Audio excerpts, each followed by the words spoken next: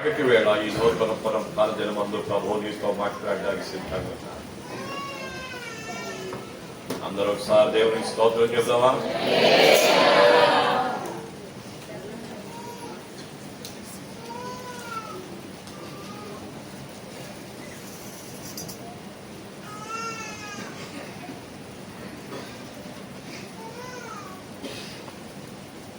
ప్రభునామకు స్తోత్రములు.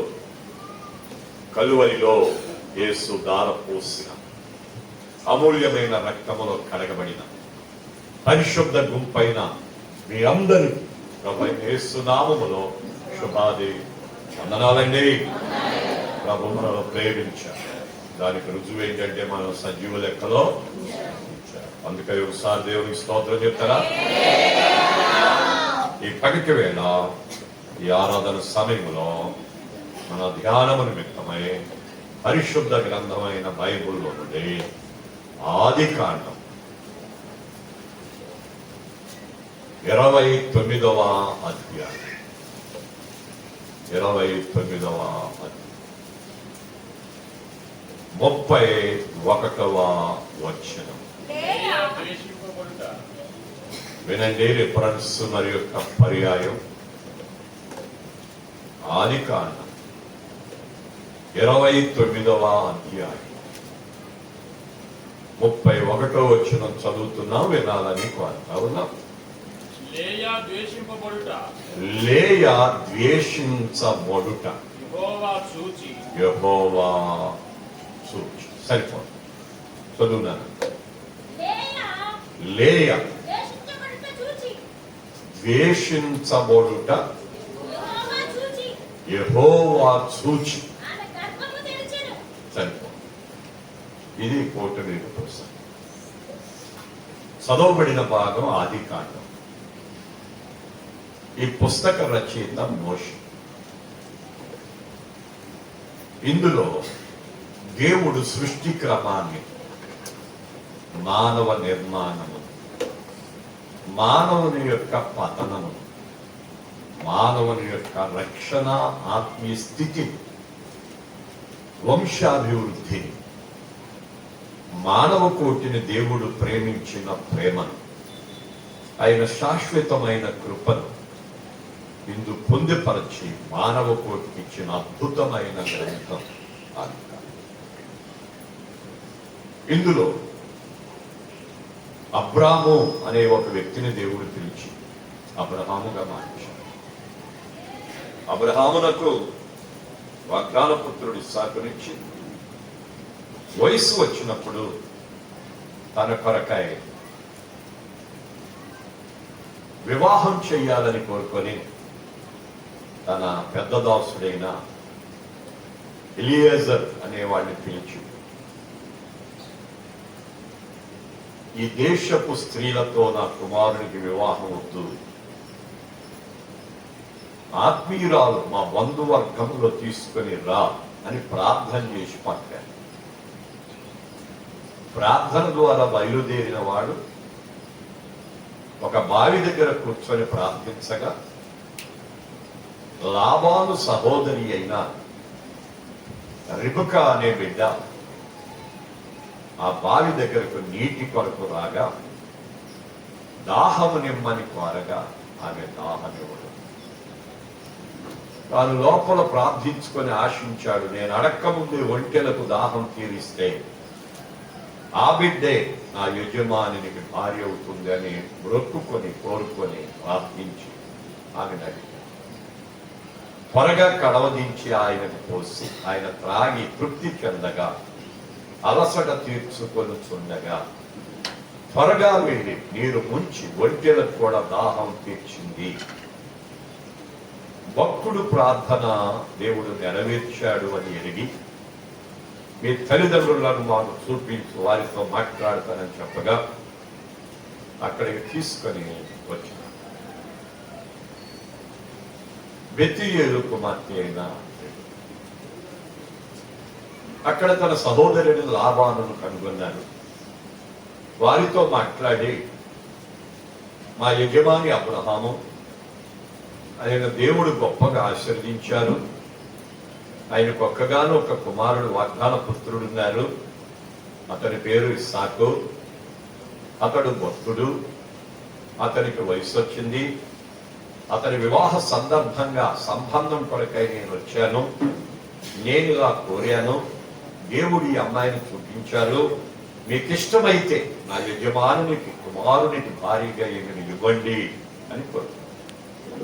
అతని మాటలు విని, అతని ప్రార్థనా విధానాన్ని చూచి, అతడు భక్తి భావాలను కనుపరుచుట చూచి, అతడు చెప్పిన మాటకు బద్ధులై తప్పటానికి ఇష్టపడ్డారు. ఆ చిన్నది కూడా సిద్ధపడింది. కొన్ని దినాలు ఉంచమని కోరారు. వెళ్ళిపోతానని ఇష్టపడ్డాడు. ప్రార్థన చేసి వేవేల మందికి తల్లి వగుదుగా అని పంపించాడు. అలా వస్తూ ఉండగా పొలములో ఇస్సాకు ధ్యానించడం, ఆ ఎలియాజరు అతని గురించి చెప్పడం, అతను చూచి ఆయన దిగి ముసుకేసుకోవడం, అతని దగ్గరికి వెళ్ళగా వాళ్ళిద్దరూ తన తల్లి గుడారంలోకి వెళ్ళి పరిణయం ఆడడం, అలా వారిని దేవుడు ఏకపరిచి వారి వివాహాన్ని వారి కలయికలో దేవుడు కమల పిల్లల్ని ఉంచాడు. అందులో పెద్దాడు ఏషావు, చిన్నాడు. వారిద్దరు కూడా ఎదుగుతున్నారు. పెద్దాడు వేటాడుకి ఎందు నేర్పరి, చిన్నాడు గుడారములో ఉండి మందను మేపుటలో నేర్పరి. తండ్రి చెప్పినట్టుగా పెద్దాడు వింటున్నాడు, తల్లి చెప్పినట్టుగా చిన్నాడు. వారిద్దరి జీవితం అలా కొనసాగుతున్నప్పుడు యాకోబు గర్భములో పోరాడి ముందు రావాలనుకున్నాడు, కాలేదు. తన అన్నకు అన్నం పెట్టి హక్కును పొందాడు. తన తండ్రికి అన్నం పెట్టి ఆశీర్వాదాలు పొందాడు. తన తల్లి మాటను బట్టి మేనమామ ఇంటికి అక్కడ కనపడుతుంది లేయ. లాబానున్నాడు, యాకోబయ్యకు మేనమామ. ఈ లాబానికి ఇద్దరు కుమార్తెలు ఉండేవి. పెద్దదాని పేరు లేయ, చిన్నదాని పేరు. లేయ జంబు కళ్ళది, రాహేలు బహు సుందరివతి. వీరిద్దరూ ఎదిగి యుక్త వయసుకు చేరుకున్నారు. యాకోబయ్య తన తల్లి మాటను బట్టి తన మేనమామ ఇంటికి వెళ్ళి మొట్టమొదట రాహేలును చూచి ఆమె మెడ మీద పడి ఏడ్చి ఆమెను ప్రేమించి ఆమె కొరకు 7 ఏళ్ళు కొలువు చేసి వివాహ సందర్భం వచ్చింది.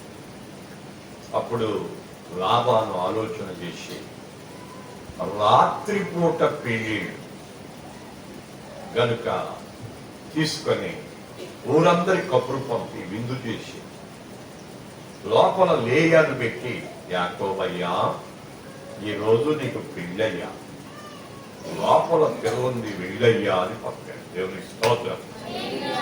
యాకోబయ్య వెళ్ళి ఆ రాత్రి గడిపి ఉదయకాలము చూస్తే ఎవరు కనపడ్డారంటే లేయ. బయటకు వచ్చి తన మేనమామే కదా అడిగాడు, నేను కోరుకున్నది నీకు తెలుసు, నువ్వు చేసింది తప్పు అన్నాడు. తప్పు కాదులే అయ్యా, మాకొక నియమం ఉంది, దాని ప్రకారంగా చేశాను. ఇంకా 7 సంవత్సరాలు కొలువు చేసుకో, ఈ అమ్మాయిని కూడా నీకే ఇస్తాను అని ఇచ్చాడు. అలా వాళ్ళ కలయిక వెళుతూ ఉంది. లేయ ఏం చేయబడిందంటే ద్వేషించబడుతూ వచ్చింది. ఏ విషయంలో దేశించబడి ఉంటది అని ఆలోచన చేస్తే మీకు అర్థం అవడానికి, లేయ పెద్దది, రాహేలు లేయ జబ్బు కళ్ళది అని రాశారు. జబ్బు కళ్ళు అంటే అదే వ్యాధి అని ఆలోచన చేస్తే కళ్ళకు పుసి పడుతూ ఉంటుంది. మనకు మామూలుగా పడుకున్నప్పుడు తెల్లారి లేసేసరికి ఏం పట్టి ఉంటుంది, పూసి ఉన్న డస్ట్ అంతా ఆయిల్ అంతా పడిందంతా ఒక చోటకి పోగుబడి వస్తుంది. 2 ప్రక్కల అది పేరుకుపోతే దాన్ని మనం కడుక్కొని మన పనులు మనం చేసుకుంటాం. అలా సహజంగా ప్రతి కంటికి ఏం పట్టుందంటే పుసిపడుతుంది. కానీ ఈ జబ్బు కళ్ళు అంటే ఇక ప్రద్దాకల ఏమవుతా ఉంటది, పుసి ఉంటానే ఉండదు. తుడుచుకోవటం, మళ్ళీ పట్టుద్ది, మళ్ళీ తుడుచుకోవడం, మళ్ళీ పట్టుద్ది, మళ్ళీ తుడుచుకోవడం. జీవితం అంతా అదొక ఏమన్నారు దాన్ని, జబ్బు కళ్ళు. జబ్బు కళ్ళల్లో రకాలు ఉంటాయి. జబ్బు కళ్ళు, పుసి కళ్ళు, గుంట కళ్ళు, పిల్లి కళ్ళు, మెల్ల కళ్ళు, ఇంకా పని తెలిసిన వారికి గుడ్డి కళ్ళు. మాట్లాడితే ఎవరు కళ్ళల్లో ఇలాంటి రకాలు ఉన్నాయి.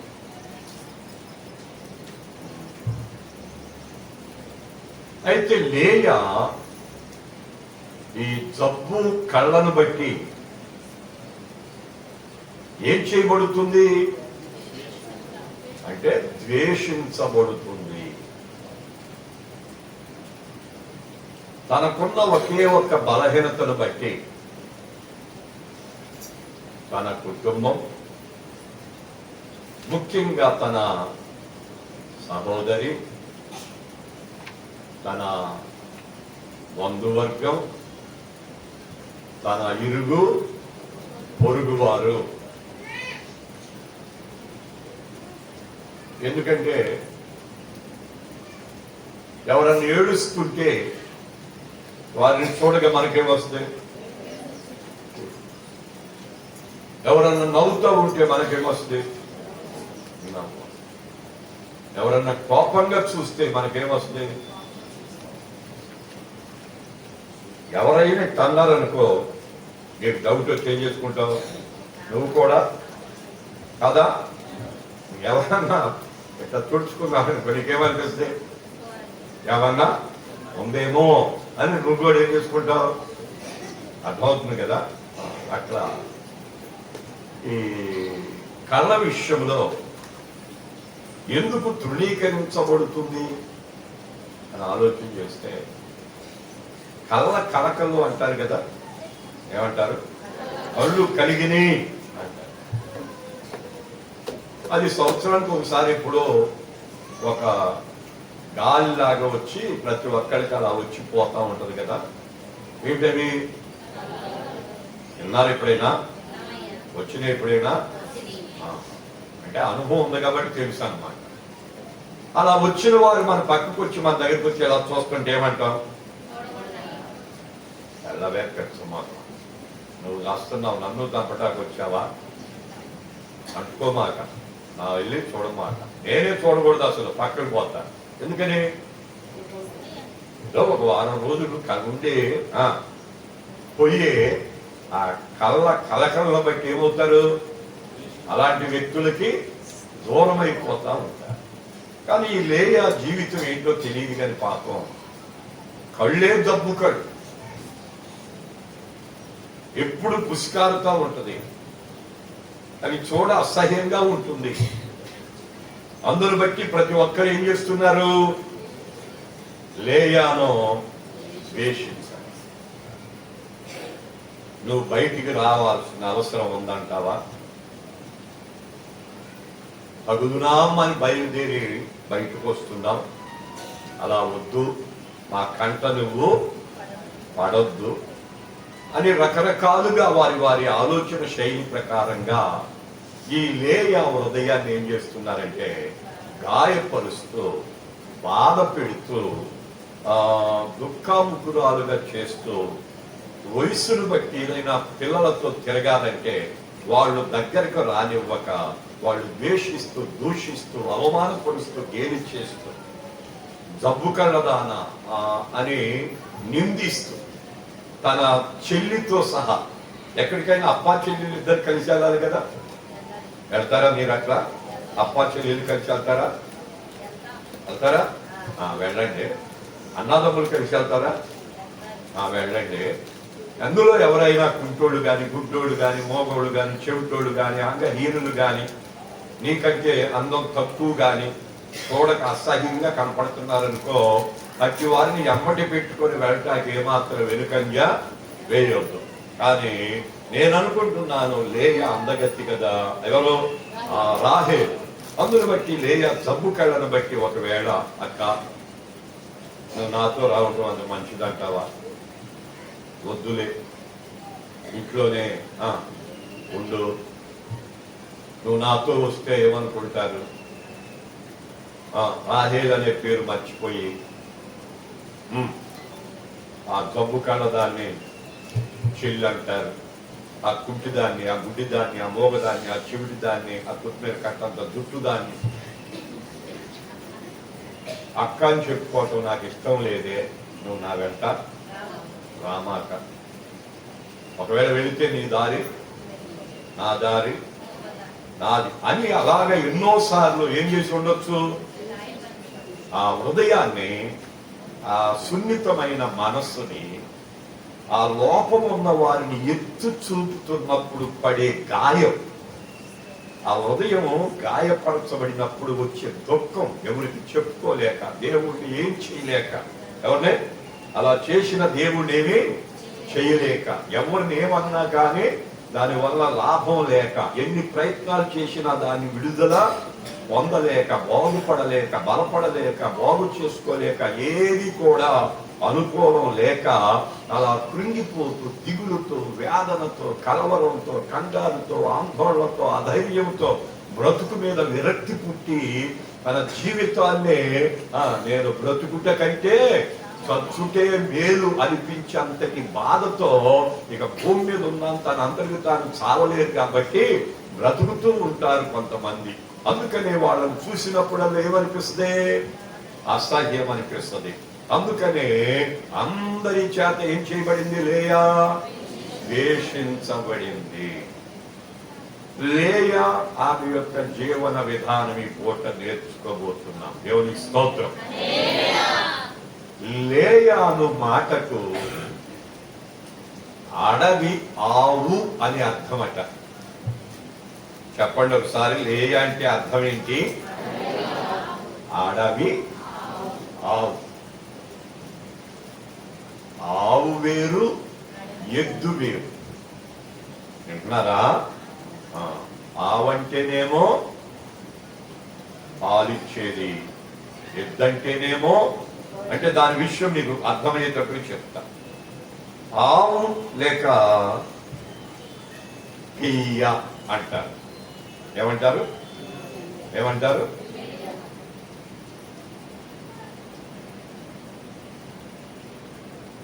ఈ లేయను మాటకు అడవి ఆవు అని అర్థం. ఆవు దాని లక్షణాలు దేనికి ఉపయోగపడుతుంది ఇది అని ఆలోచన చేస్తే, మన పితరులు ఆది నుండి ఇప్పటి వరకు దానిలో ఉన్న శక్తి సామర్థ్యాలను అనుభవించాలనేది మనం తెలుసుకోవాలి. ఒకటి, పాల కొరకు పెంచి వాటి ద్వారా ఆరోగ్యమును,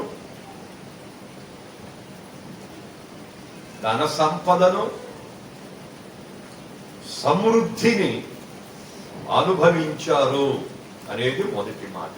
వీటిని బట్టి, ఆవును బట్టి. రెండు, ఆ దినాల్లో ఎవరైనా నరహత్య చేశారనుకోండి, కూని ఏమంటారు దాన్ని? కూని అంటే తెలుసా మీకు? ఒక వ్యక్తిని చంపటం, కత్తితో వడవడం, దాన్ని ఏమంటారు? కూని అంటే నరహత్య. అలా చేసిన వాడు ఒకవేళ పశ్చాత్తాపడి అతని మీద మోపబడిన శిక్ష అనుభవించి, లేక దానికి కావలసిన రుసుము చెల్లించి తాను పవిత్రుడగుటకు ఆవును వధించి దాని రక్తము ద్వారా ఆనాటి తన నరహత్య మీద ఉన్న దోషాన్ని, ఆ పాపాన్ని, దానివల్ల వచ్చే శాపాన్ని కొట్టివేసుకోవటానికి వినియోగింపబడిందే ఆవు. ఒకటి, పాలిచ్చుటకు, దాని ద్వారా ఆరోగ్యమును, లాభం పొందడానికి ఉపయోగపడుతుంది. 2 నరహత్య, కూలీ చేసినప్పుడు ఆ వ్యక్తి విమోచన కొరకై వధించబడి తన మీద ఉన్న ఆ దోషాన్ని ప్రక్షాళన చేయటానికి వినియోగించినది ఆవు. 3 కుటుంబ వ్యవస్థలో, సమాజముల్లో, సంఘాలలో అసమాధానం ఏర్పడినప్పుడు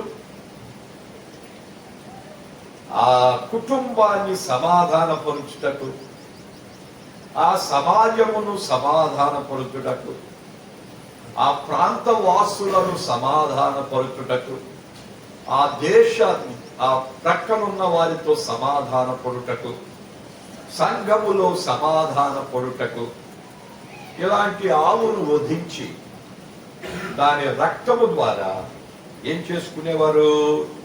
సమాధాన సంబంధమైన విషయాలలో వాళ్ళు ఎదిగి ఫలించేవారు. దానికి వినియోగించారు ఆవుని. 4 ఎవరైనా నాజీరులుగాను, ధర్మశాస్త్రానికి భక్తులుగాను ప్రతిష్ఠించబడి పరిపూర్ణతలో ఎదుగుచున్నవారు, ఎవరైనా వ్యక్తి చనిపోయినప్పుడు ఆ శవమును ముట్టినప్పుడు వారు అపవిత్రులుగా ఉంటారు. అలాంటి అపవిత్రమైన వారిని పరిశుద్ధపరుచుటకును, వారిని వెలివేయకుండా సమాజములో మరలా తిరిగి బ్రతుకుటకును వారి కొరకై ఆవును వధించి లేక పెయ్యను వధించి దాని ద్వారా ఆనాటి యొక్క ఏమన్నారు దాన్ని, ఆ శవమును ముట్టిన అపవిత్రతను తొలగించుకోవటానికి, పవిత్రపరుచుకోవటానికి వినియోగించబడిందే ఆవు. 1 వింటున్నారా? ఏంటి చెప్పు? 1 పాల కొరకు, ఆరోగ్యం కొరకు, లబ్ధి కొరకు. 2 కూని లేక నరహత్య చేసిన వారికి ఆ శాపము నుండి విమోచించబడి ప్రజల మధ్యలో బ్రతకటానికి. 3 అసమాధానము నుండి సమాధానపరుచుటకు. 4 శవమును ముట్టి అపవిత్రమైనప్పుడు పవిత్రపరచబడుటకు వాడబడిందే 4. 5 హోమ అర్పణలు. దేవునికి ఏమర్పించాలి? హోమార్పణలు తీసుకొని వెళ్ళినప్పుడు అందులో ఏం కలపాలంటే, ఇదిగో ఇక్కడ మనం అనుకుంటున్న ఆవు యొక్క రక్తమును దేవునికి చూపించి దేవుణ్ణి ఆనందపరచాలి. తిరిగి దాని యొక్క శరీర భాగాలను దేవునికి అర్పించి ఆ సుగంధ ఏమంటారు దాన్ని, దాని యొక్క ధూపం పైకి వెళుతున్నప్పుడు ఆగ్రహించి ఆనందపడి వారందరి మీద ఉన్న శాపములు కొట్టివేసి దోషాలు పరిహరించడానికి వినియోగించబడిందే. ఇకపోతే ఎద్దు లేక కోడే అంటారు. ఏమంటారు? ఎద్దు లేక కోడే. ఇది దేనికి ఉపయోగపడుతుంది అంటే, 1 భూమిని దున్నుటకు. ఏం చేయడానికి? దేంతో? ఎద్దుతో. అర్థం చేసుకో. ఇప్పుడంటే ఉద్యోగాలు, కూలి పనులు, చేతి పనులు, వ్యాపారాలు ఇవన్నీ ఇప్పుడు జరుగుతున్నాయి. కానీ మన పితరులు అనబడిన ఇజ్రాయేలీల అనుభవం ఏంటో తెలుసా? పశువుల మందలు. ఏంటవి? వేలు వేల గొర్రె, వేల మేకలు, వేల ఆవులు, వేల ఎద్దులు, వేల గేదెలు, వేల ఒంటెలు. ఎండోయ్ వింటున్నారా? వినండి అందరూ ఒకసారి స్తోత్రం చెప్పండి. ఒకసారి చెప్పుకోండి. అందరూ కలిసి చెప్పండి. అర్థం చేస్తాం. ఒకటి, దేనికి ఉపయోగపడుతుంది? భూమిని దున్నుటకు. దాని శక్తి గొప్పదవటం వలన, దేవుడే దాన్ని ఇవ్వడం వలన అదేం చేస్తుందంటే భూమిని దున్నుటకు ఉపయోగపడుతుంది. 2, ఎద్దు లేక కోడి, దానివల్ల లాభ. ఆ రోజుల్లో ఎడ్ల బొళ్ళు అనేవాళ్ళు. ఏ బళ్ళు? ఇప్పటికే ఉన్నాయి కదా మన ఊళ్ళో. బరువులు మోయుటకు. ఏం మోయటానికి? నువ్వు ఒక బస్తా ఎత్తుకుంటే దెబ్బకి 2 అడుగులు వేసావనుకో, ఆ బస్తా కింద నువ్వు పట్టమే.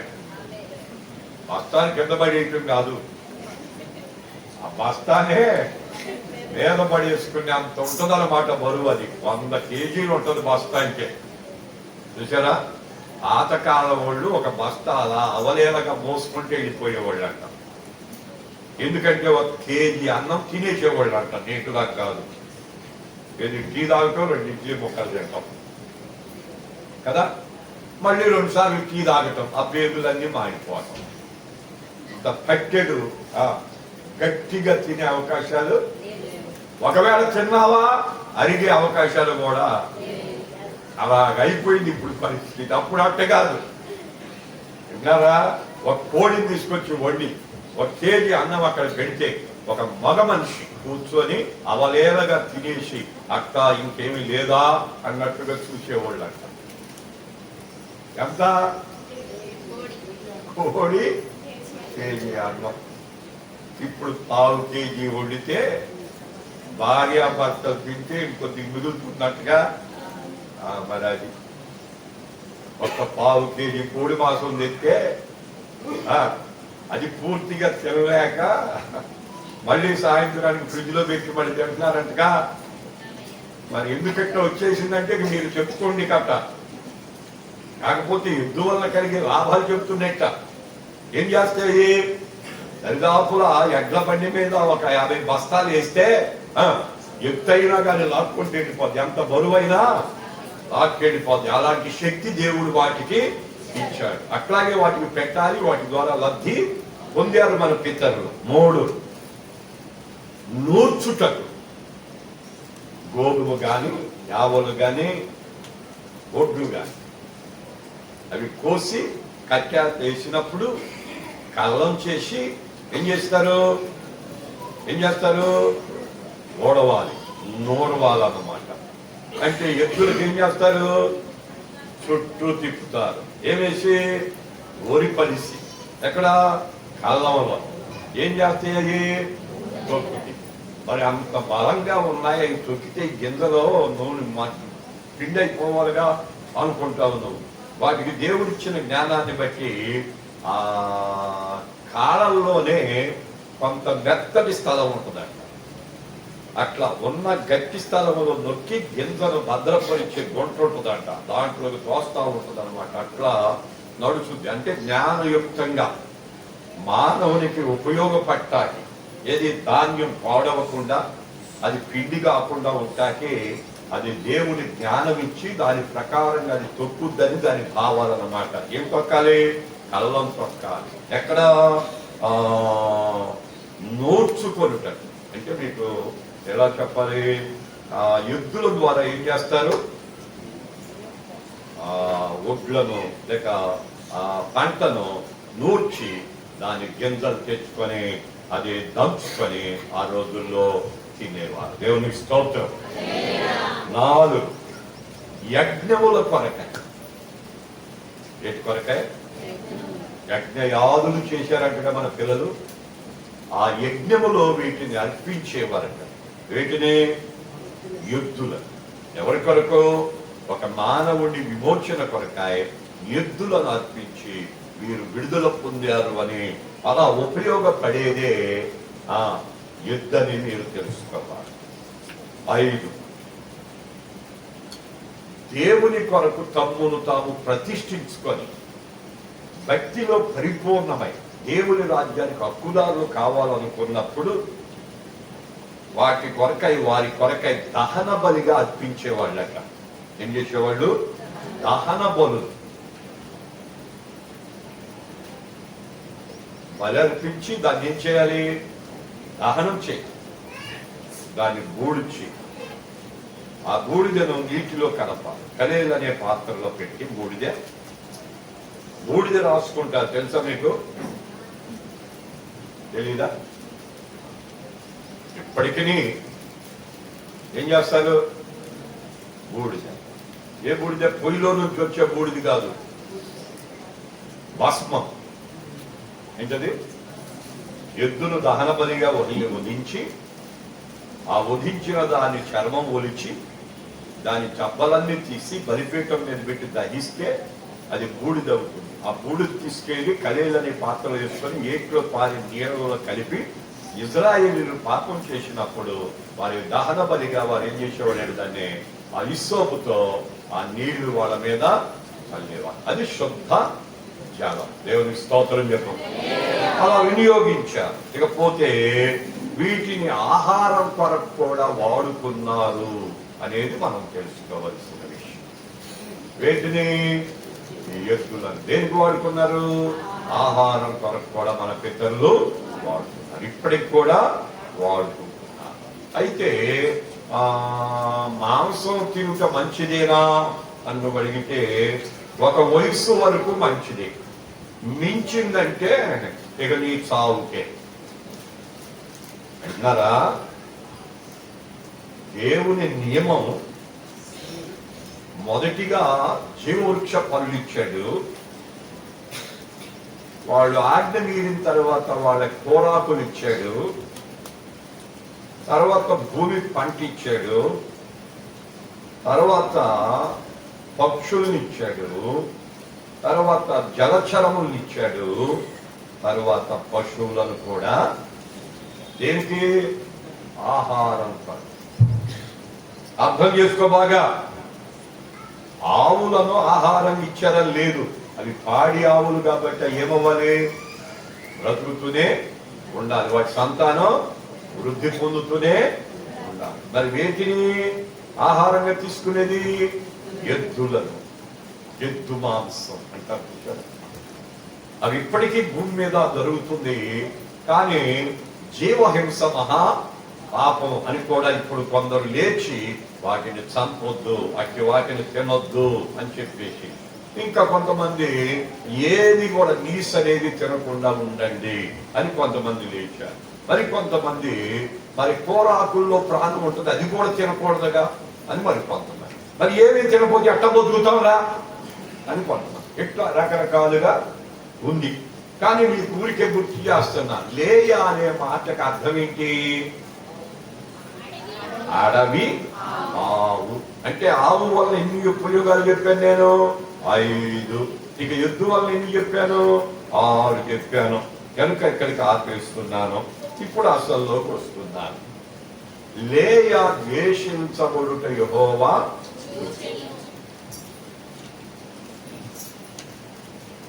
కారణం తనకున్న లోటు. చూసిన వారందరూ చిన్న వయసులో హేళన చేసి ఉండొచ్చు, గేలిగా మాట్లాడుకొని ఉండవచ్చు. వయసు పెరుగుతున్నప్పుడు వారి మాటలు విన్నప్పుడు పడే మదన, ఆ హృదయములో జరిగే సంఘర్షణ ఎంత భయంకరంగా ఉంటుందో ఆలోచన చేయి. అంటే ఎవరి ప్రేమను నోచుకోలేని వ్యక్తిగా, ఎవరు దగ్గరకు చేర్చనివ్వని వ్యక్తిగా, అంటే వెలివేయబడిన వ్యక్తిగాను, అవమానపరచబడుచున్న వ్యక్తిగాను, ప్రేమకు నోచుకోని వ్యక్తిగాను, సంతోషానికి అర్హత లేని వ్యక్తిగాను, కలిసి మెలిసి తన స్నేహితులతో లేక తన తోటి పిల్లలతో ఆడుకునే అవకాశాలు లేకుండా వారితో మాట్లాడుకుంటా సంతోషంగా యవన దశ అంతా హ్యాపీగా బ్రతకవలసిన జీవితం అంతా కృంగిపోతూ మదన పడుతూ వేదన చెందుతూ పరిస్థితులన్నీ మారిపోయి ఎందుకు పనికిరాదు అని ఏం చేశారు? ద్వేషించి ఒక ప్రక్కన పడవేశారు. ఎవరినే?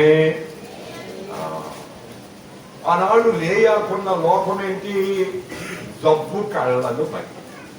ఒకవేళ కొన్నిసార్లు ఇక్కడ కూర్చున్న మనల్ని కూడా కొన్నిసార్లు మనకు మించిన ఆస్తి పరులు ఒకవేళ నీకున్న పరిస్థితిని బట్టి నిన్ను ద్వేషిస్తూ ఉండవచ్చు. ఇక నీ బతుకింటేనే నీ బతుకింటే ఇక నీవు ఎదుగు బొదుగు నీకు ఉండదు అని ఒకవేళ వాళ్ళు ఏం చేయొచ్చు? నిన్ను తృణీకరిస్తూ ఉండవచ్చు.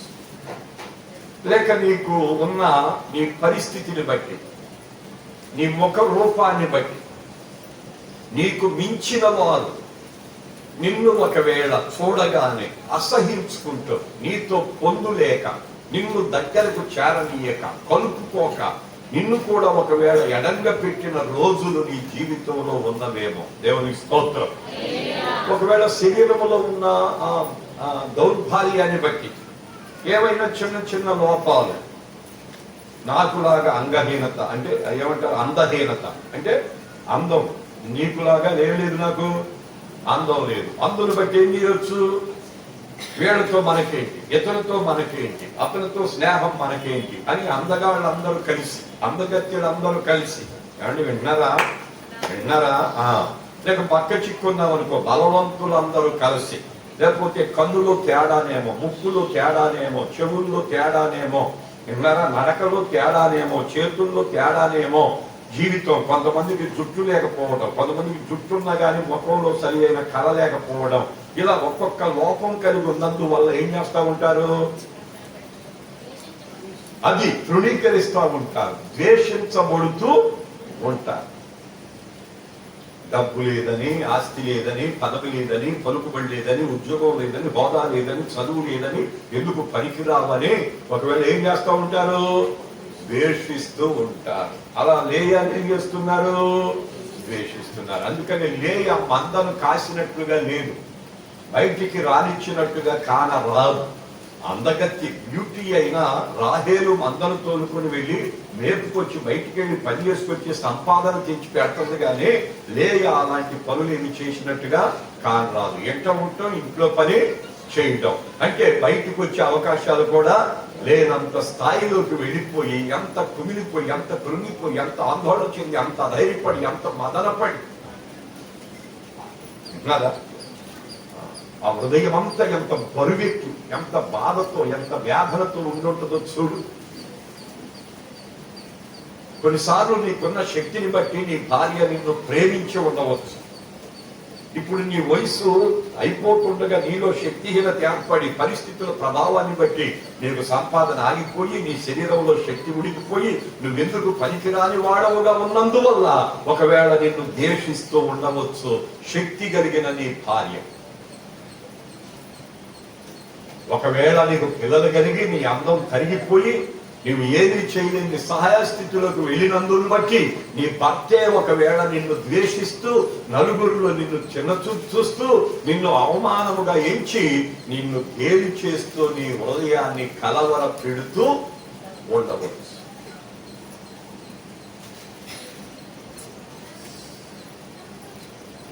నీ కడుపున పుట్టిన పిల్లలే నీ పరిస్థితిని బట్టి నిన్ను ద్వేషిస్తూ ఉండవచ్చు.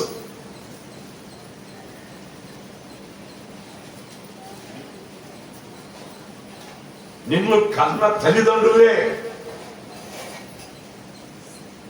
నిన్ను అవమానపరుస్తూ ఉండవచ్చు.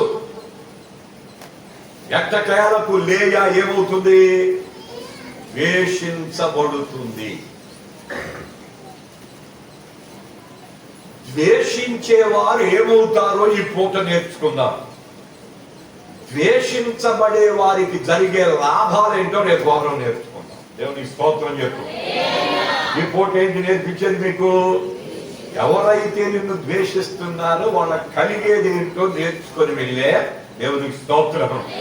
చూసుకో, లేఖనంకి త్వరగా వచ్చి నాతో పాటు.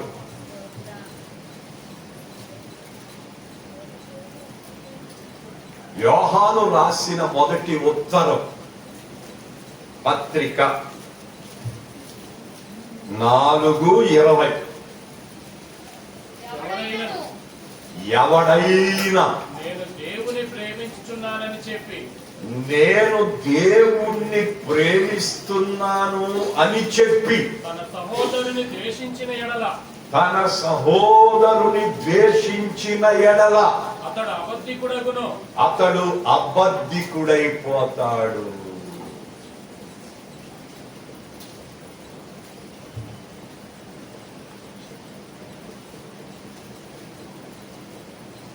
నీ లోపాన్ని బట్టి, నీ బలహీనతను బట్టి, నీ ఆర్థిక పరిస్థితులను బట్టి, నీ అప్పులను బట్టి, నీ అనారోగ్యాన్ని బట్టి, నీ స్థితిగతులను బట్టి ఇదిగో అనేకులు నేనేం చేయొచ్చు?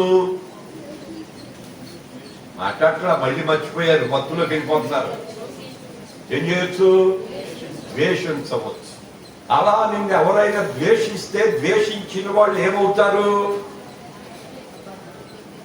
ఇంట్లో మీరు వాక్యం వెంట్లా ముగిచ్చేన పని టైం అయిందా?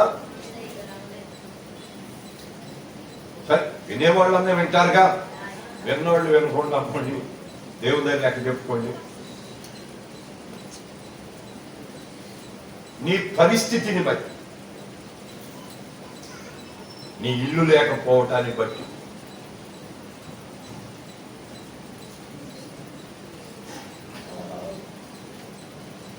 ఆర్థిక పరిస్థితులను బట్టి, నీ శరీర అనారోగ్యాన్ని బట్టి, నీకు కలిగిన ఏమనాలి ఆ బలహీనతలను బట్టి, ఎవరైతే నిన్ను ద్వేషిస్తున్నారో అలా ద్వేషించే వారందరూ ఏమై ఉంటారు దేవుని దృష్టికి? ఎంత చక్కగా మాట్లాడుతున్నాడు చూడు. అంటే ఆ దినాల్లో సంఘాల్లో, ఇజ్రాయేలీల్లో ఇలాంటి జాడ్యం, అంటే ఇలాంటి బలహీనత కలిగిన వ్యక్తులు కూడా ఉన్నారు అనేది మనం తెలుసుకోవలసి ఉంటుంది. అక్కడ కుంటోళ్ళు ఉన్నారు, గుడ్డోళ్ళు ఉన్నారు, మోగోళ్ళు ఉన్నారు, చెవిటోళ్ళు ఉన్నారు, అంగహీనులు ఉన్నారు, పక్షవాయువు గల వారు ఉన్నారు, క్యాన్సర్ రోగులు ఉన్నారు. విన్నారా? ఇలాంటి వారు అందరినీ వాళ్ళు ఏం చేస్తున్నారు? ద్వేషిస్తున్నారు. అప్పుడు యోహాను ఆత్మ ద్వారా బయలుపరిచిన విషయం, ఎవడైనా నేను దేవుని ప్రేమిస్తున్నాను అని ఒకవేళ చెప్పుకుంటూ బతుకుతున్న భక్తులారా, ఒకవేళ నువ్వెవరినైనా ద్వేషిస్తే నువ్వు అబద్ధికుడవు, అబద్ధికురాలవైపోతావు. నీకున్న అందాన్ని బట్టి, నీకున్న హోదాన్ని బట్టి, నీకున్న ఉద్యోగాన్ని బట్టి, నీకున్న ఇంటిని బట్టి, నీకున్న డబ్బుని బట్టి, నీకున్న బలమును బట్టి, నీకున్న బలగం బట్టి, నీకున్న మందిని బట్టి, నీకున్న మార్బలాన్ని బట్టే ఎవరినైనా తృణీకరిస్తే, భక్తుడను భక్తురాలని చెప్పుకున్నంత మాత్రాన దేవుని రాజ్యానికి నువ్వు హక్కుదారులు అవడానికి అవకాశాలు లేవు. మరేమవుతావు? నువ్వు అబద్ధికులైపోతావు. అబద్ధికులందరూ ఎక్కడుంటారు? మండుగుండంలోను. అబద్ధికులందరూ ఎక్కడుంటారు? ఎందుకు అబద్ధికులు అవుతారు? ఎదటి వాడిని ద్వేషిస్తే, కాలన చేస్తే, నిందిస్తే, అవమానపరిస్తే, గేలి చేస్తే, తృణీకరణ భావంగా నువ్వు చూస్తే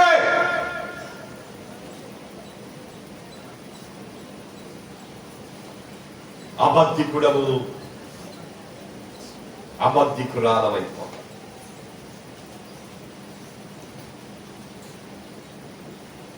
నువ్వు దేవుని బిడ్డవైతే అయ్యి ఉండొచ్చు. ఏం చెప్పాడు? ఏమన్నాడు అక్కడ? ఎవడైనా నేను దేవుని ప్రేమిస్తున్నాను అని ఒకవేళ చెప్పి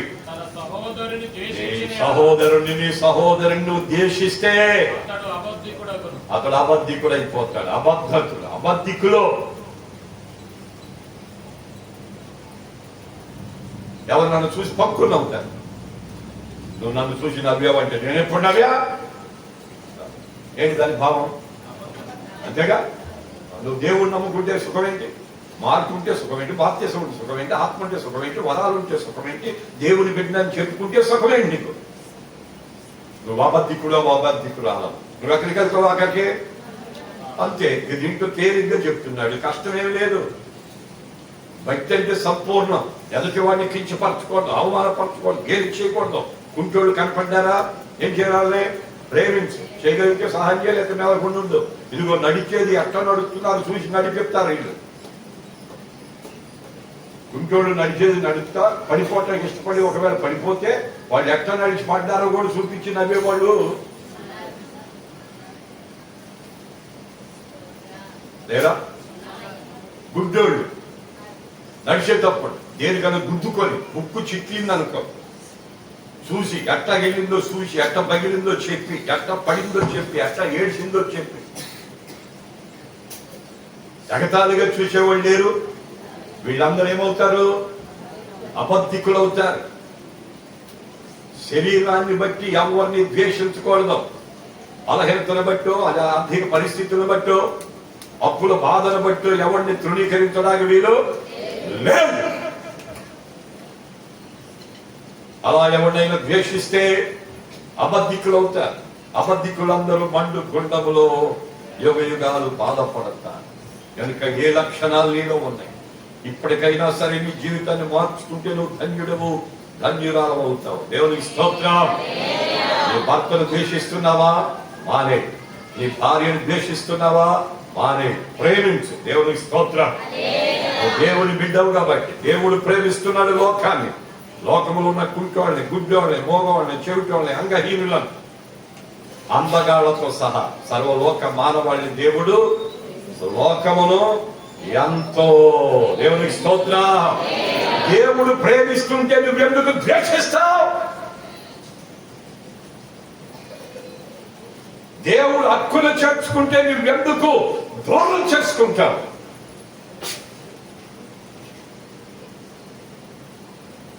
భర్తను దూరం చేసుకొని, భార్యను దూరం చేసుకొని,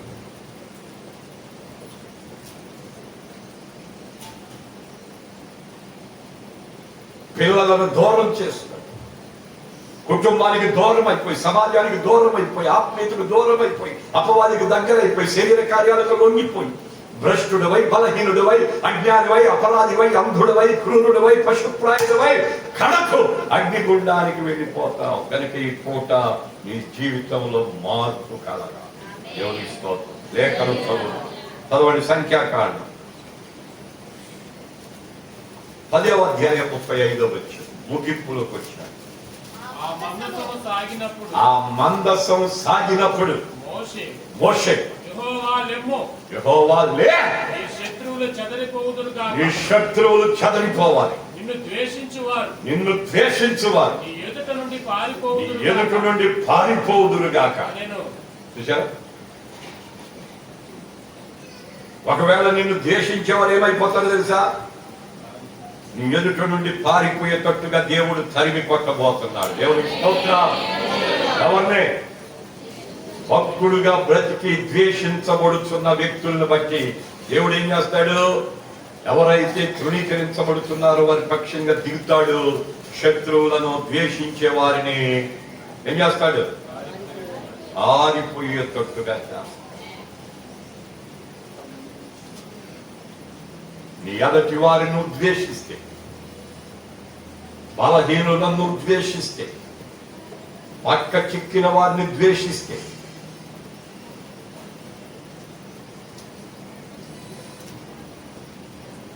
అంటే ఎట్లా ఉంటుందంటే, కొద్దిగా నాకులాగుండి ఒక అంగీ వేసుకొని తలకట్టు బాగుండి కాస్తంతా కలజోడు సూట్లు బూటేసి లేకపోతే ఒక అంగీ వేసి పక్కు టిక్కుల మీద బయటికి వెళ్ళి ఏదన్నా ఇంటికి వెళ్తే దండం పెట్టి రమ్మంటారు. అదే తన పేదరికాన్ని బట్టి చిరిగిపోయిన చొక్కా వేసుకొని, లేకపోతే నలిగిపోయిన ప్యాంట్ వేసుకొని, ఉన్నారా, చెదిరిపోయిన జుట్టు వేసుకొని, మచ్చల ముఖంతో ఎందుకు పనికి రానట్టుగా గడ్డం చేసుకోకుండా దేవుని వాక్యాన్ని చెబుతాకి ఇంటికి వస్తే బయట కూర్చోమంటారట్టుగా. లోకం తీరు చెప్తున్నా మీకు. ఎవరిని బయట పెట్టాలి, ఎవరిని లోపలికి తీసుకురావాలి లెక్క.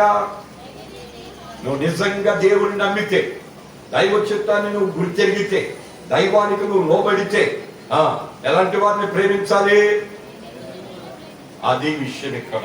ఇది గమనించగలిగితే నీ ఆత్మస్థితి మెరుగుపడుతుంది అక్కడ. దేవుని స్తోత్రం.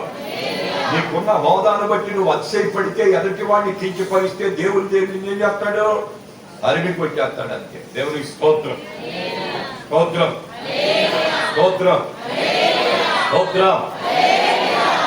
కనుక ఎవరైతే ద్వేషిస్తారో, ఈ కుంటోళ్ళు, గుడ్డోళ్ళు, మూగోళ్ళు, చెవిటోళ్ళు ద్వేషించబడిన వారి ఎదుట నిలబడలేరు. వాళ్ళు ఎవిగాలు దేవునితో ఉండటానికి సిద్ధపడుతున్నారు. వీళ్ళేమో తరిమి కొట్టబడి అగ్నిగుండానికి ఆరిపోతూ ఆహుతైపోతున్నారు. దేవుని స్తోత్రం. వాటని పాలై హతమైపోతున్నారు. దేవుని స్తోత్రం. ఇంకా లోతుగా చెప్పలేను. ద్వితీయోపదేశకాండం 33వ అధ్యాయం 11వ వచనం. రిఫరెన్స్ రాసుకో, ఇంటికి చదువుకో. యెహోవా అతని బలమును అంగీకరించుము, అతని బలమును అంగీకరించు, అతడు చేయు కార్యమును అతని చేయు కార్యమును అంగీకరించుమి, అంగీకరించుమి. అతని విరోధులను అతని ద్వేషించువారును లేవకుండునట్లు వారి నడుములను వారి నడుములు ఏం చేయాలంటే నువ్వు బతికే ఉంచు, నడుము మాత్రం ఎరగొట్టాలి. పడే మాంసంలో. ఎందుకు ద్వేషిస్తావా? నీ ఎదుటి వాడిని ద్వేషించడానికి నువ్వేమన్నా నీకు మించిన వాడు లేరు అనుకుని గర్విస్తున్నావా? ఆ గర్వాన్ని బట్టి ఏం చేయాలి, నీ నడుము మీద కొడతాడంతే. ఎక్కడ కొడతాడు? బైబిల్ అది, పరిశుద్ధ గ్రంథం అది. మానవుల్లో ఉన్న క్రియలను బయట పెట్టేది అది, అర్థం అది. దేవుని స్తోత్రం. అర్థం ముందు నిలబడితే మన బతుకంతా ఎట్లా బయటపడుద్దో వింటారా? అట్లా మన జీవితం అంతా బయట పెట్టడానికి ఇవ్వబడింది లేఖనం, పరిశుద్ధ గ్రంథమైన అర్థం. ఈ అర్థాన్ని తెరిచినప్పుడు మానవ లోపాలు బయటపడతా ఉంటాయి. కనుక ఎవరైనా ద్వేషించే వారు ఉంటే వారిని ఏం చేయబోతున్నాడు దేవుడు? వారి నడుము ఎర్రగొట్టేస్తాడంతే.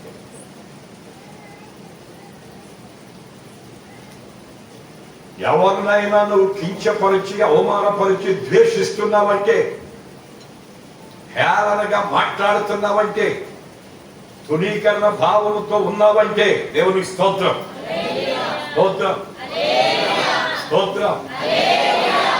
భూమి బద్దలవుతుందని రాశాడు. భూమి తునాతునకలైపోతుందని రాశాడు. భూమి పాకలాగా ఊగుతుందని రాశాడు. భూమి అలా ఊగటానికి, అలా పాడైపోవడానికి కారణం ఏంటి అంటే 3 విషయాలు చెప్పారు.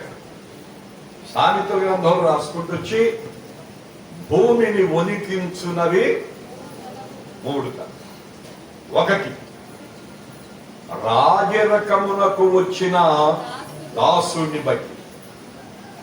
2, కడుపు నిండా అన్నం దొరికిన మూర్ఖుని బట్టి. 3, కంటకురాలయుండి పెండ్లి అయిన స్త్రీ, యజమానురాలుకి హక్కుదారురాలైన దాసి. ఇందును బట్టి భూమి ఏమవుతుంది? ఇరిగిపోతుంది, తగిలిపోతుంది, నడుము నొక్కేస్తున్నాడు దేవుడు. ఎందుకు అంటే 3 విషయాలు చెప్పలేదు కానీ ఒక మాట ఈ ప్రసంగానికి అనుకూలమైందన్నమాట. యజమాని ఉన్నాడు, ఆ ఇంటి యజమానురాలు ఉన్నారు. ఆ ఇంట్లో పని కొరకై ఒక పిల్లను పెట్టుకున్నారు. ఆ పిల్లను సొంత ఇంటి పరివారుగా కాక సొంత మనిషిగా చూసుకుంటూ పెరుగుతారు. ఈ దాసిగా వచ్చిన ఈమె తన యజమానురాలు యొక్క ప్రేమకు బద్ధురాలై ఆమె గౌరవాన్ని, ఆ కుటుంబ గౌరవాన్ని కాపాడవలసిన ఈమె ఈ యజమానురాలు మంచితనాన్ని ఆసరాగా తీసుకొని తన యజమానిని పడేసి తన వశం చేసుకొని తన యజమానురాలిని అవమానంగా చెడ్డ మాటలల్లా పలుకుతూ, యజమాని నావాడయ్యాడు, నీ ముఖం సోపమాక, నిన్ను కాదని లేక నన్ను ఇష్టపడ్డాడంటే దాని భావం నీవు ఏమైపోయావు? పనికిరావు. నేనేమైపోయాను? పనికొస్తున్నా కనుక మూలన కూర్చో, ఇక నీ ఆటలు సాగవు, ఇక నేను ఆయన చెప్పినట్టుగా విను అని పెత్తనం చేసే రకాలు కొన్ని ఉంటాయి. విన్నారా? అలా యజమానురాలు ఏం చేస్తుంది? ద్వేషిస్తుంది. ఈ ద్వేషించే వారు నడువులు ఏం చేయబోతున్నాడు? ఆయన ఎరగదీసేస్తాడు అంతే. దేవునికి స్తోత్రం, స్తోత్రం. మాంసంలో పడేస్తాడు అంతే. కిడ్నీలు నొక్కుతాడు అంతే. ఎందుకు? పనికి రాకుండా చేస్తాడు అంతే. ఎందుకంట యజమానురాలను ఏం చేయకూడదు? ద్వేషించకూడదు, మోసపరచకూడదు, అవమానపరచకూడదు, గేలి చేయకూడదు, ఆందోళన చెందించకూడదు, హృదయానికి గాయాన్ని పరచకూడదు, భయంకరమైన స్థితిలోకి వెళ్ళకూడదు. అందుకని ఎవడైతే ద్వేషిస్తాడో, ద్వేషించబడేవాడు ఒకడు అబద్ధికుడు అవుతాడు. రెండవది వాడు అపజయాల పాలై పారిపోతాడు. 3 నడుములు విరగొట్టబడతాయి. టైం లేదు, ముగిస్తున్నాను. చదువుకు ఇంకొక మాట, కీర్తన భాగం అన్నమాట 34:21. ఎవరు చదవగలుగుతారు ఈ మాట? చెడుతనమేమో భక్తిహీనులను సంహరిస్తుంది, నీతిమంతుని ద్వేషించువారు ఎలాగా? అపరాధులుగా. అది ఈ మాట రాసుకో, అండర్లైన్ చేసుకో. నీతిమంతులను ఏం చేస్తారు? ద్వేషిస్తారు. అలాంటి వారందరూ ఏమైపోతారు? అది గుర్తుపెట్టుకో. భక్తి చేసే వారిని చూడగానే లోకానికి చులకనైపోయారు.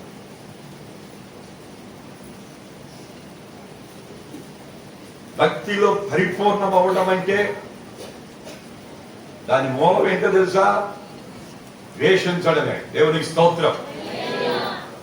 నీ భర్త నిన్ను ద్వేషిస్తున్నాడంటే నీ భక్తి పరిపూర్ణం అవుతుందని అర్థం. అతడు భక్తి హీనత లోపలికి వెళ్ళిపోతున్నాడని అర్థం. పాపములో మునిగి తేలుతున్నాడని అర్థం. అపవాది ఒడిలో చిక్కుకున్నాడని అర్థం. వాడి గాలానికి దొరికాడని అర్థం. వాడు పొట్టలో ఎగురుతున్నాడని అర్థం. కడకు తీసుకెళ్లి అగ్నిగుండం అనుకో ఆహుతి చేస్తాడని దాని భావం. అలాగే భర్తను కాదని భార్య తృణీకరణ భావంతో జరిగించే ప్రక్రియను బట్టి ఏమైపోద్ది? అపరాధి అయిపోద్ది. అంటే భర్త మంచితనం భక్తి ఏం చేస్తుంది? భార్య దృష్టికి హేళనాస్పదునిగా చేస్తుంది. అందుకనే ఇక ఈ మనిషి చేతగానోడు ఏదన్నా తలదించుకుంటాడు. ఏదైనా మన పెత్తనమే, మనం ఏది చేస్తే అదే, మనం చెప్పిందే శాసనం, మనం గీసిన గీతలో ఉండాలి అనుకుంటారు. ఎందుకంటే నీతిమంతుడు కాబట్టి అతను మౌనంగా ఉంటాడు, నీతిమంతుడు కాబట్టి నోట్లో నోరు పెట్టడు, నీతిమంతుడు కాబట్టి అల్లరి చేసుకోడు, నీతిమంతుడు కాబట్టి దేవుడి భయంతో బ్రతుకుతాడు. అందుకనే భార్య ద్వారా ఏం చేయబడతాడు? తృణీకరించబడతాడు, చేతగాని వాడుగా కనపడతాడు. ఇట్లా తల్లిదండ్రుల విషయంలో పిల్లలు వీళ్ళు భక్తిలో పెరుగుతున్నప్పుడు, వయసును బట్టి ఎదుగుతున్నప్పుడు, పిల్లలు చేసే తప్పులను హెచ్చరిస్తున్నప్పుడు వాళ్ళ తల్లిదండ్రులు ఏం చేస్తారు? పిల్లలు ద్వేషిస్తారు. నువ్వు చెప్పేది, నువ్వు చెప్తే ఇది అంత వయసు నాది, నేను చెప్తా విను, నేను చెప్పినట్టుగా చేసుకో, నాకు అన్ని తెలుసు, వయసు వచ్చేసి జ్ఞానం పెరిగిపోయింది, నేను పుట్టుకుంటే నేను సంపాదిస్తున్నా, నాకు చెప్పే అంత నీకెక్కడ ఉంది? నీకు చదువు లేదు, నాకు చదువు ఉంది, నీకు ఉద్యోగం లేదు, నాకు ఉద్యోగం ఉంది, నీకు సంపాదన లేదు, నాకు సంపాదన ఉంది, నీ వయసు అయిపోయింది, నెల కూడా కూర్చో, నా వయసు ఇంకా ఉంది అని చెప్పేసి ఏం చేస్తున్నారు? తృణీకరణ భావం. ఈ తృణీకరించే ప్రతి వాడు ఏమైపోతాడు? అపరాధి. దేవునికి స్తోత్రం. నీతిమంతులను అవును, నీతిని బట్టి నువ్వేమవుతావు తెలుసా? ద్వేషించబడతావు, దూషించబడతావు, అవమానపరచబడతావు. దేవునికి స్తోత్రం, స్తోత్రం. అప్పుడు నీ నీతి పరిపూర్ణం అవుతుందని నువ్వు గుర్తెరగాలి. నీకు అవమానం వచ్చినప్పుడు, నిన్ను నిందించినప్పుడు, నీ కళ్ళ ముందే జరగరాని జరుగుతున్నప్పుడు, నిన్ను అసలు పట్టించుకోనప్పుడు, నిన్నెవరు లెక్క చేయనప్పుడు, నిన్నందరూ వదిలేసినప్పుడు, నువ్వు చేతగాని చవటవు అని చెప్పి నిన్ను అన్నప్పుడు నువ్వేమవుతున్నావు తెలుసా? దేవుల్లో ఎదుగుతున్నామని దాని భావం. నిన్నెవరైతే అవమానిస్తున్నారో వారు నష్టపోతున్నారని దాని భావం. దేవునికి స్తోత్రం. వాళ్ళు అపరాధులు అవుతున్నారు. అపరాధులు అందరూ ఏమవుతారు? దేవునికి దూరంగా ఉంటారు, అపవాదికి దగ్గర అవుతారు, అపవాది స్థలమైన పాతాళానికి దిగిపోతారు. కనుక తీర్పు తర్వాత అగ్నిగుండానికి ఆహుతైపోతారు. వివరించను, చదువుకో. యోహాను రాసిన మొదటి పత్రిక 3వ అధ్యాయం 15వ వచనం. తన సహోదరుని ద్వేషించువాడు నరహంతకుడు. ఏ నరహంతకుని యందు నిత్య జీవముండదని మీరెరుగుదురు. ఆయన మన నిమిత్తమై తన ప్రాణం పెట్టాడు. కనుక ఇందువలన ప్రేమ ఎట్టిదని తెలుసుకొనుచున్నాము. మనము కూడా సహోదరుల నిమిత్తము మన ప్రాణములను పెట్టబోతులమని సరిపోతుంది. ఇక్కడ చెప్తున్నాడు, ఏమన్నాడు అక్కడ? తన సహోదరుని ద్వేషించువాడు నరహంతుడు. అంటే కూని అన్నాను చూసావా? కత్తితో చంపేది కూని, మాటతో చంపేది నరహత్య. ఏంటది? మాటతో చంపేస్తూ ఉంటారు. మాటలతో ఏం చేస్తారు? చంపేస్తారు అంతే. ఆ మాటలో ఈ వ్యక్తికి కత్తిపోట్ల గుచ్చుకోండి. ఎందుకంటే నీతి కదా, యథార్థత కదా, పరిపూర్ణత కదా, పరిశుద్ధత కదా, దేవుని భయం కదా, భక్తి కదా, లోబడే తత్వం కదా, సాధు బుద్ధి కదా, మంచి గుణ లక్షణాలు కదా. దేవుని స్తోత్రం. భక్తిలో పరిపూర్ణమై వేరుపారుతున్నాం కదా, లోకంతో మనకు జోలు లేదు కదా, దేవుడితో మనకు సంబంధం కదా, దేవుని రాజ్యం కొడికే పాటు కదా. అందుకనే ఉదయం ఏమవుతూ ఉంటుందంటే పొడవ పడతా ఉంటది. పొడవబడిన వారు, అలా ద్వేషించేవారు ఏమై ఉంటారు? నరహంతకులు అవుతారని ఎంత తేటగా చెప్తున్నాడు చూడు. ఒకవేళ ఎవరినైనా నువ్వు ద్వేషించావా, నువ్వేమైపోయినట్టు? నరహంతకుడు. నరహంతకుడు రావు నువ్వు. కత్తితో మనుషులు పొడవు నువ్వు. ఏదో సినిమా డైలాగు, చూపుతోనే చంపేస్తానంటగా. ఎట్టా? చూపుతోనే. అట్లా మాటతో ఏం చేసేస్తారు? చంపేస్తారు. మాటలతో ఏం చేస్తారు? చంపేస్తారు. కారణం ఏంటి? నీకు ఇవన్నీ చెప్పలేను. అలాంటి వారు ఏమై ఉంటారు? నరహంతకులు. ఇలాంటి వారికి అందరు ఎక్కడ ఉంటారు? మండుగుండంలో ఉంటారు. ఇక ముగిస్తున్నాను, ఇక మీకు చెప్పలేకపోతున్నాను. మళ్ళీ ఒకసారి ఎప్పుడైనా ఈ అంశాల గురించి చెప్తా. ఇక్కడ లేయా ద్వేషించబడుటే యెహోవా. దేవునికి స్తోత్రం. ఏం చేశాడు? ఆమెను దేవుడు అంటే, ఒకవేళ నువ్వు ద్వేషించబడ్డం లోకమంతా చూసి నిన్ను జ్ఞానాస్పదంగా, చేతగాని దానిగా, చేతకాని వాడుగా చూస్తున్నారేమో. నువ్వు నమ్మిన దేవుడు ఉన్నాడు చూడు, ఆయన నీ హృదయాంతర భాగాన్ని చూస్తాడు. దేవునికి స్తోత్రం. నీ పై రూపాన్ని ఆయన చూడనే, నీ ఆంతర భాగాన్ని చూస్తాడు. ఆ ఆంతర భాగం చూసే దేవుడు ఏం చేస్తాడు అనేది రేపు ఆదివారం ప్రార్థన పూర్వకంగా రండి, నేర్చుకొని వెళుదురు గాని మీ కుటుంబ బంధు రక్త సంబంధులతో. కనుక ఇక్కడ లేయా ద్వేషించబడుట నిన్ను చూస్తున్నాడు. చూసిన ఆయన నీ శత్రువులని ముందు నుండి అరివి పట్టబోతున్నాడు. దేవుని స్తోత్రం. ఏం చేయబోతున్నాడు? వాడి నడువే ఎరగొడితే ఇంకా వాడు ఎందుకు పనికొస్తాడు? చూడు ఎంత భయంకరంగా మాట్లాడుతున్నాడు. కనుక నువ్వు అన్నిటిని తట్టుకొని తాలుకొని నిలబడ్డావు కదా, నువ్వు ఇవన్నీ చూడబోతున్నావని దాని భావం అన్నమాట. అంటే దేవుని కృప కనికరాలు నీ మీద ఉన్నాయని, ఆయన నిన్ను చూస్తున్నాడని, ఆయన చూచిన మనుషుడు ధన్యుడని, ఆయనతో బంధం కలిగిన వారు మహాధన్యులని, అట్టి వారు ఆయనతో ఎదురుగాలు ఉంటారని లేఖనాలు చెప్తున్నాయి. కనుక లేయా ద్వేషించబడుట యెహోవా నిన్ను చూస్తున్నాడు. కనుక నడువు వారితో బిగించుకో, బండ మీద పాదాలు స్థిరపరచుకో, నిరీక్షణతో నిలబడిపోదాం, ప్రభు రాగా ఎత్తబడదాం. ఈ యుగాలు ప్రభువుతో ఆనందిద్దాం. అభిషేకముతో నింపి నడిపించును గాక.